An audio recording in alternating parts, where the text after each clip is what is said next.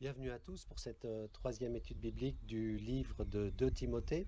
Je veux juste ajouter, avant de démarrer, que vous pouvez suivre la lecture directement dans vos Bibles. Je ne vais pas faire la lecture complète du passage, mais comme on avance de verset en verset, vous pourrez donc suivre. Un petit rappel du chapitre 1. Le verset clé, c'était 2 Timothée, chapitre 1, verset 8. Tu n'as donc point à rougir du témoignage à rendre à notre Seigneur, ni de moi son prisonnier, mais souffre avec moi pour l'Évangile. Au chapitre 1, Paul avait exhorté Timothée, qui était dans un passage difficile, à ne pas avoir honte et à souffrir pour l'Évangile. Au chapitre 2, le verset clé, il est au tout début, verset 1. Toi donc, mon enfant, fortifie-toi dans la grâce qui est en Jésus-Christ. Et Paul avait commencé à expliquer à Timothée comment être fort avec 8 analogies, 8 images par lesquelles il veut encourager Timothée. C'est vraiment son but de l'encourager. La première image était celle du formateur. Timothée doit transmettre tout ce qu'il a appris, tout ce qu'il a reçu. La deuxième image était celle d'un soldat, soit un soldat, Timothée, qui endure la souffrance, qui obéit à Jésus, qui se concentre sur son royaume, revêt ton armure et ne t'embarrasse pas des affaires de la vie. La troisième image est celle de l'athlète, soit un athlète qui court pour la récompense promise, persévère avec discipline et rigueur.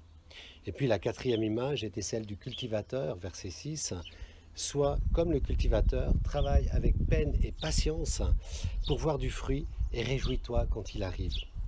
Voici donc les 4 premières images et nous allons voir maintenant les 4 images suivantes pour encourager notre cher Timothée et par extension, bien sûr, Paul va nous encourager nous-mêmes. Et donc la première image, c'est celle du Sauveur, versets 8 et 9.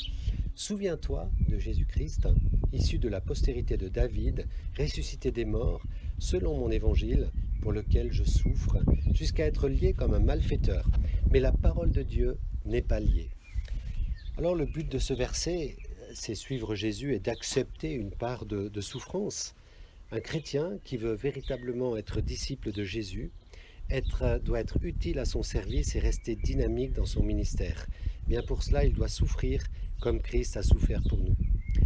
Comme l'a dit un théologien, la croix précède la couronne. Pas de gloire sans souffrance.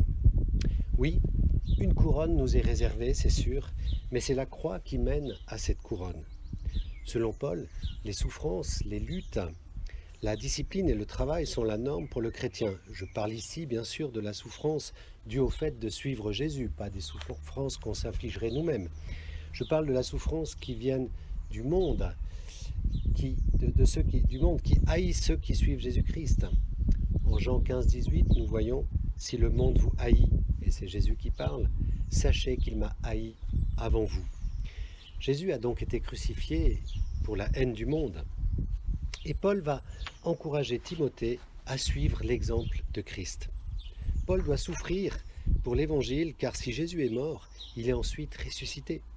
Donc il n'est plus mort, il a vaincu la mort, et cela vaut la peine de suivre ce Jésus-là, n'est-ce pas, ce Jésus dont on va fêter la résurrection dans quelques jours.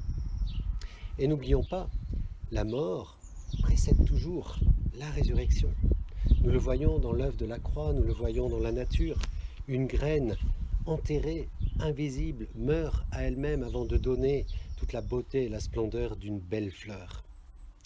Le Covid-19 fait des ravages et la mort semble prédominer en ces temps de Pâques, mais nous pouvons prier pour un temps de résurrection avec une moisson d'âme par la suite. Soyons encouragés, parce que la suite du verset 9 nous dit que la parole n'est pas liée. Oui, Paul est en prison à cause de sa foi dans la résurrection de Christ, mais la parole, elle, n'est pas liée et ne sera jamais liée. Ésaïe 55, 11, « Ainsi en est-il de ma parole qui sort de ma bouche, elle ne retournera pas à moi sans effet, sans avoir exécuté ma volonté et accompli mes desseins. » Si le serviteur, quelque part, est bâillonné, la parole de Dieu ne peut pas l'être. Elle continuera à produire son effet. Soyons donc fidèles lorsque nous pouvons la proclamer, cette parole, qui continuera de toute manière. Conclusion, dans ce cas, qu'est-ce qu'un peu de souffrance? Tout est relatif. D'ailleurs, Pourquoi accepterais-je de souffrir un peu? Paul, dans sa pensée, voudrait que d'autres obtiennent le salut et il est prêt à souffrir un peu pour cela. Le verset 10 nous dit, c'est pourquoi je supporte tout à cause de quoi? À cause des élus, afin qu'eux aussi obtiennent le salut qui est en Jésus-Christ avec la gloire éternelle. Paul rappelle ensuite que nous sommes appelés à régner avec lui. Cette parole est certaine. Si nous sommes morts avec lui, nous vivrons aussi avec lui. Si nous persévérons, nous régnerons aussi avec lui. Si nous le renions, lui aussi nous reniera.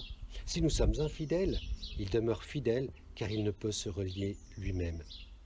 Et puis, considérons un instant notre avenir éternel. 2 Corinthiens 4, 17, et c'est toujours Paul qui parle. Car nos légères afflictions du moment présent produisent pour nous, au-delà de toute mesure, un poids éternel de gloire. Vous voyez ce contraste entre de légères afflictions et un poids éternel de gloire. Alors il dit en gros à Timothée, Timothée, tu as un exemple, c'est Jésus le Sauveur. Il est mort pour toi, il est ressuscité. Accepte de souffrir un peu avec lui pour le salut des autres déjà. Et n'oublie pas qu'il nous appelle à régner avec lui. Nous passons maintenant à la sixième image, celle de l'ouvrier, qui est développée au verset 14 et 15. Rappelle ces choses, en conjurant devant Dieu qu'on évite les disputes de mots qui ne servent qu'à la ruine de ceux qui écoutent. Efforce-toi de te présenter devant Dieu comme un homme éprouvé, un ouvrier qui n'a point à rougir, qui dispense droitement la parole de vérité. Alors là, nous allons voir 4 choses très rapidement sur l'ouvrier. L'ouvrier qui est Timothée, mais ça s'adresse à nous tous, même si Timothée était un pasteur. Timothée doit rappeler les choses de l'Évangile. C'est ce que font tous les prédicateurs, chacun avec son style, sa personnalité, mais finalement nous ne faisons que répéter l'Évangile, qui lui restera toujours le même. D'ailleurs, Pierre l'avait bien compris, lui qui disait dans 2 Pierre 1,12, « Voilà pourquoi je prendrai soin de vous rappeler ces choses, bien que vous les sachiez et que vous soyez affermis dans la vérité présente. » L'ouvrier donc rappelle les choses, parce que nous avons cette tendance certainement à oublier. Il faut donc sans cesse rappeler l'Évangile qui lui reste le même. Alors, que doit rappeler Timothée? C'est la question. Eh bien, c'est mis dans la suite du texte, tout simplement. Timothée doit éviter les disputes de mots. Qu'on évite les disputes de mots. Bien sûr, il faut toujours faire attention à ne pas pinailler sur des détails inutiles, voire stupides, qui peuvent créer des divisions dans les églises. Ces petites choses qui peuvent créer des conflits. Cela peut être parfois quelqu'un qui conteste les enseignements qui sont mis en question, mais ici, une phrase révèle le problème. Il s'agit en fait d'une guerre de paroles erronées, trompeuses, enseignées par de faux docteurs. En d'autres mots, il s'agit d'une hérésie, d'une fausse doctrine, d'une fausse croyance. Et nous voyons tout de suite, Paul les décrit, les conséquences de cette hérésie. Verset 14, qui ne servent qu'à la ruine de ceux qui écoutent. C'est terrible parce que le mot ruine en grec, c'est la catastrophe. C'est-à-dire que ces disputes de mots ont un effet véritablement dévastateur, un effet catastrophique dans cette église d'Éphèse. Alors, Paul dira à Timothée, dans la suite, il continue sa pensée, il l'appelle à dispenser droitement la parole de Dieu. Efforce-toi de te présenter devant Dieu comme un homme éprouvé, un ouvrier qui n'a point à rougir, qui dispense droitement la parole de la vérité. La bonne vérité ne fait point rougir, contrairement à l'erreur. Donc l'erreur amène la honte sur celui qui enseigne. Timothée doit annoncer la saine doctrine, le bon enseignement de la parole, pour contrer toutes ces erreurs théologiques. D'ailleurs, ces erreurs, nous dit la suite du texte, promouvez l'impiété. Évite ces discours vains et profanes, car ceux qui les tiennent avanceront toujours plus dans l'impiété et leur parole rongera comme la gangrène.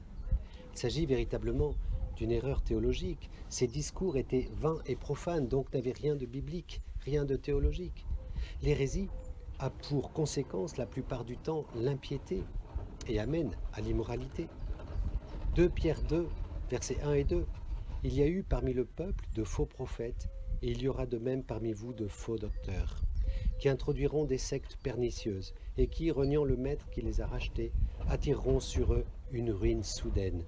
Plusieurs les suivront dans leur dissolution, et la voie de la vérité sera calomniée à cause d'eux. Voyez, l'immoralité est souvent liée à l'erreur théologique, venant de faux prophètes ou de faux docteurs. Alors que faut-il faire? Il faut discerner l'enseignement que l'on écoute pour voir s'il y a des failles. Et je dirais même que tous les enseignements doivent être discernés, y compris les miens de tous les pasteurs, pour voir s'il n'y a pas d'erreur. Il faut regarder la vie morale de l'enseignement, si son style de vie cadre avec ce qu'il dit. Si quelque chose n'est pas clair moralement dans la vie de la personne, c'est probablement la source de son erreur théologique.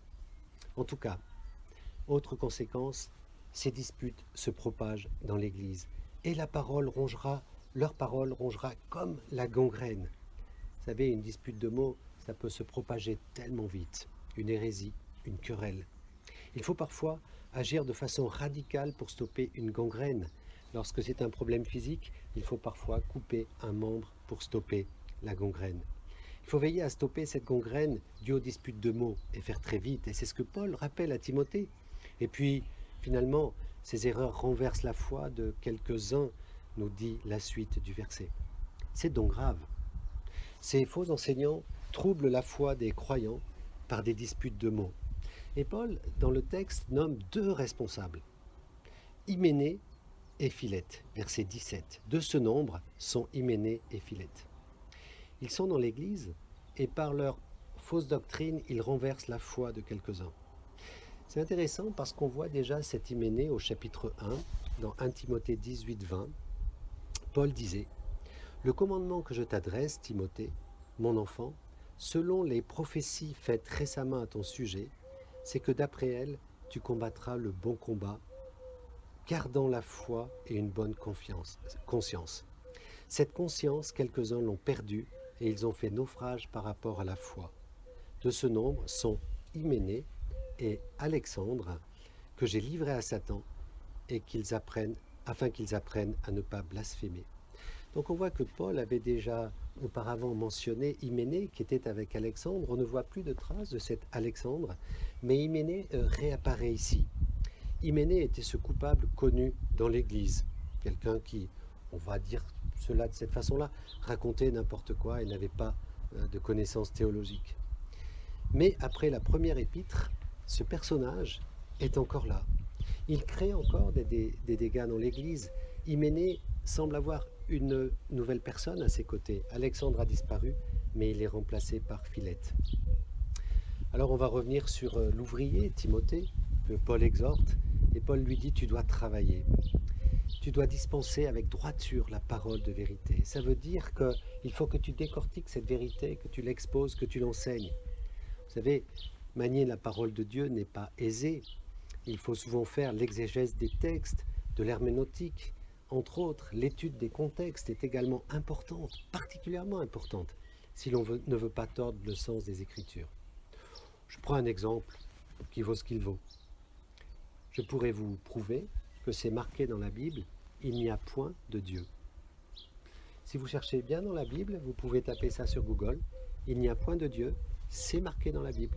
Alors quelqu'un pourrait dire, ben voilà, c'est marqué dans la Bible, il n'y a point de Dieu, donc Dieu n'existe pas. Pourquoi? C'est une erreur. Si vous allez au psaume 14, verset 1, où il est mentionné « il n'y a point de Dieu », vous lirez, et ça change tout. L'insensé dit en son cœur « il n'y a point de Dieu ». Vous voyez que le contexte est important, c'est l'insensé qui parle en disant qu'il n'y a point de Dieu. Et donc, lorsqu'on prend des versets dans la Bible, il est important de connaître l'exégèse, les processus d'interprétation, dégager le contexte, etc., pour ne pas faire dire n'importe quoi à la parole. Et puis, Paul termine cette image en disant que finalement, l'ouvrier de Dieu, celui en tout cas qui prêche, devra rendre compte. Enseigner n'est pas une mince affaire, car devant Dieu, tout enseignant aura à rendre compte. Jacques 3,1. Les frères, qu'il n'y ait pas parmi vous un grand nombre de personnes qui se mettent à enseigner, car vous savez que nous serons jugés plus sévèrement.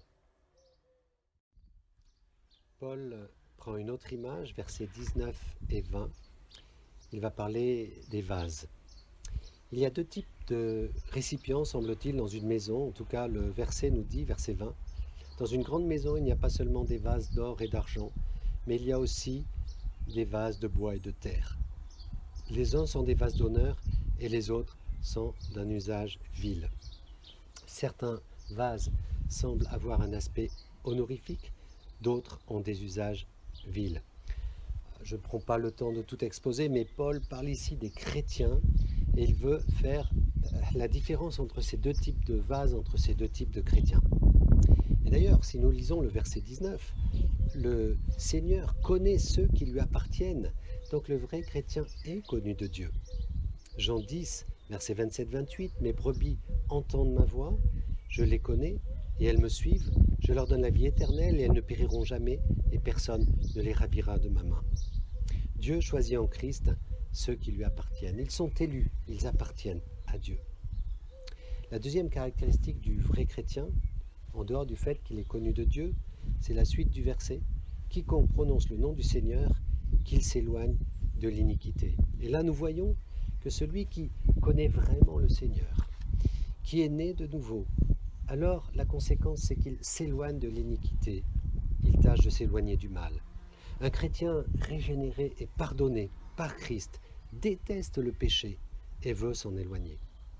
Vous savez, on cite souvent le verset de Romains 6, 23, que beaucoup connaissent par cœur, car le salaire du péché, c'est la mort, mais le don gratuit de Dieu, c'est la vie éternelle en Jésus-Christ, notre Seigneur. Oui, mais là encore, il faudrait regarder ce qu'il y a avant. Et le verset Romains 6, 22 nous dit, mais maintenant, étant affranchis du péché et devenus esclaves de Dieu, vous avez pour fruit la sainteté et pour fin la vie éternelle. Un chrétien transformé par Christ devient esclave de Dieu et il aime la sainteté ou ce qui tend vers la sainteté. Cela veut-il dire qu'il ne pêche pas? Non, bien sûr. Nous sommes tous pécheurs et lorsque nous péchons, nous sommes tristes et nous n'aimons pas cela. Nous sommes meurtris par ce péché et nous revenons à la croix. Nous nous repentons de ce péché. Nous ressentons une bataille entre la sainteté et le péché et c'est normal. Si tu ne ressens pas cette bataille, alors il faut t'interroger, voilà, pour la nature de ce vase. Paul va maintenant décrire ces deux types de vases, le chrétien authentique, dont la vie est pure, et le vase à usage vil dans l'Église, qui est un vase de déshonneur. Ce n'est sans doute pas un vrai chrétien. Dans une grande maison, il n'y a pas seulement des vases d'or et d'argent, mais il y a aussi des vases de bois et de terre. Les uns sont des vases d'honneur et les autres d'un usage vil. Alors Paul va décrire un descriptif de ces vases et nous allons en voir 5. Un vase d'honneur qui est pur. Donc si donc quelqu'un se conserve pur, ça parle ici d'être lavé totalement par Jésus. Comment rester pur? Le verset là encore le dit, en s'abstenant de ces choses, il sera un vase d'honneur. Et dans le contexte, s'abstenir de ces choses, c'est s'abstenir d'être un vase de déshonneur. Si tu as un invité et que tu veux l'honorer, tu ne lui sers pas un repas dans des assiettes en carton, tu vas sortir tes plus beaux couverts. Si tu as un vase d'honneur, tu te distancies des vases de déshonneur, de ceux qui enseignent l'erreur dans ce contexte. D'ailleurs, Tite 3,10 dit « Éloigne de toi, après un premier et un second avertissement, celui qui provoque des divisions. » Parfois, il faut juste se séparer de ceux qui prêchent l'erreur dans l'Église. Il y a nécessité de distanciation parfois. 2 Timothée 4, et c'est encore Paul qui parlait pour mettre en garde vis-à-vis d'un frère, Alexandre le forgeron m'a beaucoup fait de mal. Le Seigneur lui rendra selon ses œuvres. Garde-toi aussi de lui, car il s'est fortement opposé à nos paroles. Tout n'avait pas toujours été facile pour Paul, des gens s'opposaient à lui, et Paul recommande de s'écarter de cet Alexandre le forgeron qui s'opposait à lui. 1 Corinthiens 5, versets 9 à 10, « Je vous ai écrit dans ma lettre de ne pas avoir de relation avec les impudiques, ou pas d'une manière absolue avec les impudiques de ce monde, ou avec les cupides et les ravisseurs, ou avec les idolâtres. Autrement, il vous faudrait sortir du monde. Alors attention, il n'est pas dit ici de se couper du monde, de sortir du monde. Mais, et Paul donne cette précision au verset 11 de ce passage, 1 Corinthiens 5, maintenant que je vous ai écrit, ce que je vous ai écrit, c'est de ne pas avoir de relation avec quelqu'un qui se nomme frère. Vous voyez, c'est important, quelqu'un qui se dit chrétien, mais qui vit comme un non-chrétien. Maintenant, ce que je vous dis, c'est de ne pas avoir de relation avec quelqu'un qui, se nommant frère, est impudique, ou cupide, ou idolâtre, ou outrageux, ou ivrogne, ou ravisseur, de ne même pas manger avec un tel homme. Donc Paul parle ici d'une personne qui se nomme frère, qui se dit chrétien, mais qui est débauché, cupide ou idolâtre. Et Paul dit, mais c'est même pas la peine de manger avec un tel homme. Si une personne se dit chrétien et vit et a le style de vie d'un non-chrétien, alors il n'y a que la repentance pour véritablement revenir à Dieu. Mais n'hésite pas à manger avec le non-chrétien, car il t'appartient de l'amener au Seigneur. C'est autre chose. Paul ne parle pas de cela. Tu peux manger avec les gens du monde pour essayer de les gagner. Et puis ce vase doit être sanctifié, voilà, mis à part.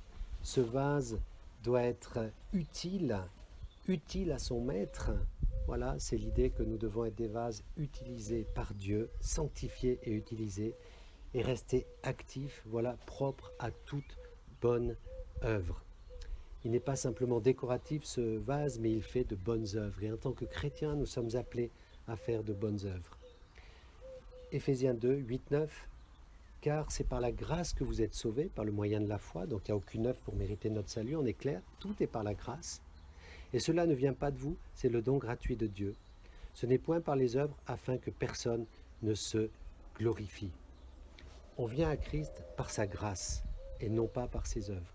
Mais nous sommes créés pour des œuvres bonnes que Dieu a préparées d'avance. Dieu nous donne des dons spirituels pour que nous les utilisions pour le besoin des autres.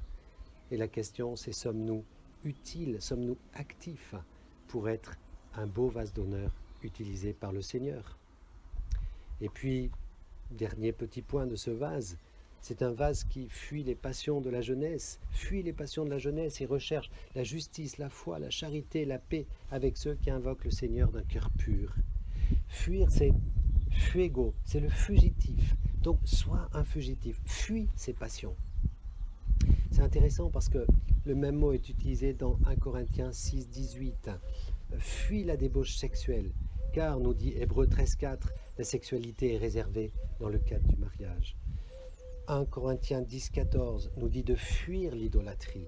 1 Timothée 6, 11 nous dit de fuir l'amour de l'argent. Attention, pas l'argent, c'est pas un problème l'argent, l'amour de l'argent. Un chrétien doit fuir ces types de péchés. Je dirais qu'il y a 3 types de passions de la jeunesse. La passion pour les appétits physiques dont le sexe semblait être le plus difficile à contrôler. L'appétit de l'avoir, le fait de posséder des choses, le matérialisme.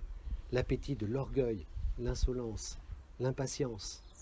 D'où je tiens cela? Tout simplement de la parole de Dieu. 1 Jean 2, 15 qui nous dit « N'aimez point le monde, ni les choses qui sont dans le monde. Si quelqu'un aime le monde, l'amour du Père n'est point en lui, car tout ce qui est dans le monde, la convoitise de la chair, la convoitise des yeux et l'orgueil de la vie, ne vient point du Père, mais vient du monde. » Voyez, la convoitise de la chair, la convoitise des yeux, l'orgueil de la vie. Bien sûr, il peut arriver que l'on chute dans ces choses, mais le véritable chrétien, le disciple de Christ, va réagir, va se repentir tôt ou tard, car il déteste ce dans quoi il est tombé. Je termine avec la dernière analogie, l'image du serviteur, versets 24 à 26. Je ne détaillerai pas tout une fois encore. Or, il ne faut pas qu'un serviteur du Seigneur ait des querelles. Au contraire, il doit avoir de la condescendance pour tous, être propre à enseigner, doué de patience. Il doit redresser avec douceur les adversaires, dans l'espérance que Dieu leur donnera la repentance pour arriver à la connaissance de la vérité, et que, revenus dans leur bon sens, ils se dégageront des pièges du diable qui s'est emparé d'eux pour les soumettre à sa volonté. L'idée ici est de reprendre avec douceur.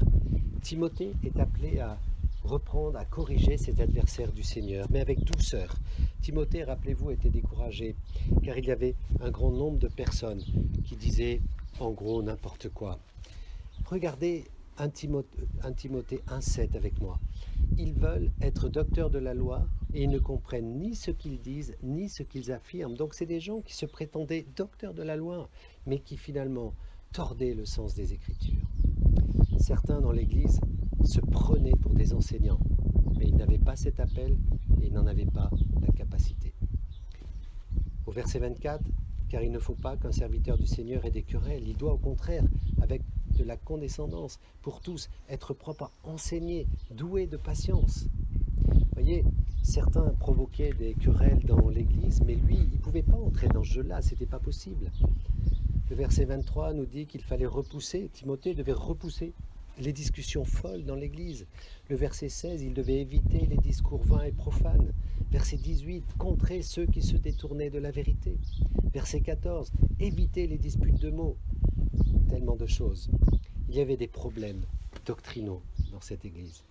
Il fallait faire taire les personnes qui propageaient des erreurs doctrinales. Il doit apprendre à corriger avec douceur, mais aussi avec espoir, versets 25 à 27. Voyez, il doit redresser avec douceur les adversaires dans l'espoir que Dieu leur donnera la repentance. Ici, nous avons quelque chose d'important. La repentance de tous les gens, de tout le monde, elle est souhaitable et nous prions pour que beaucoup changent. Mais on n'a pas contrôle sur le cœur des gens pour lesquels nous prions, qu'ils soient adversaires ou pas. Je dois faire ma part et j'espère que Dieu leur donnera la repentance. C'est ce que dit ce texte, dans l'espérance que Dieu leur donnera la repentance. Paul espère que Dieu va donner la repentance pour qu'ils arrivent à la connaissance du salut. Nous voyons dans Actes 5, 31, Dieu l'a élevé par sa droite comme prince et sauveur pour donner à Israël la repentance et le pardon des péchés. Qui donne la repentance à Israël? C'est le Seigneur. Même la capacité de se repentir vient de Dieu. Acte 11, 18. Après avoir entendu cela, ils se calmèrent et ils glorifièrent Dieu en disant « Dieu a accordé la repentance aussi aux païens afin qu'ils aient la vie. » Dieu est celui qui accorde la repentance. Il connaît les cœurs. Et puis, Paul prie qu'il leur donne la connaissance de la vérité, qu'il les fasse revenir dans leur bon sens et qu'ils se dégagent des pièges de Satan, donc du diable. Alors voilà, finalement, les 8 points par lesquels Paul a cherché à encourager notre cher Timothée qui traversait tellement de difficultés. Il lui avait dit, Timothée, sois un formateur, transmets les vérités que tu as reçues en travaillant. Sois un soldat qui endure la souffrance pour le salut des autres. Sois un athlète qui se discipline pour obtenir la couronne promise par notre Seigneur, cette couronne de victoire. Sois un cultivateur, comme un cultivateur qui travaille dur pour pouvoir récolter en son temps. Paul lui demande de regarder l'exemple de Jésus et d'accepter de souffrir un petit peu. Paul lui demande d'être un ouvrier qui évite les querelles. Paul lui demande d'être un vase d'honneur, utile, actif pour le Seigneur, et d'être un serviteur qui enseigne, qui reprend avec douceur et qui prie pour ses ennemis. Dieu veut nous encourager avec ces images dans cette période de confinement. Restons proches de lui. Comme Timothée, nous pouvons traverser des périodes de découragement. Ça nous arrive à tous et c'est normal. Mais regardons plus que jamais à lui. Le confinement va encore durer un petit peu, certainement. Laissons-le nous imprégner de son amour. Et finalement, préparons-nous pour la prochaine étude où nous parlerons un petit peu plus de l'attitude des hommes dans la fin des temps. Qui seront-ils? Comment se comporteront-ils? C'est ce que nous verrons dans la prochaine étude biblique. À bientôt donc. Que Dieu vous bénisse chacun.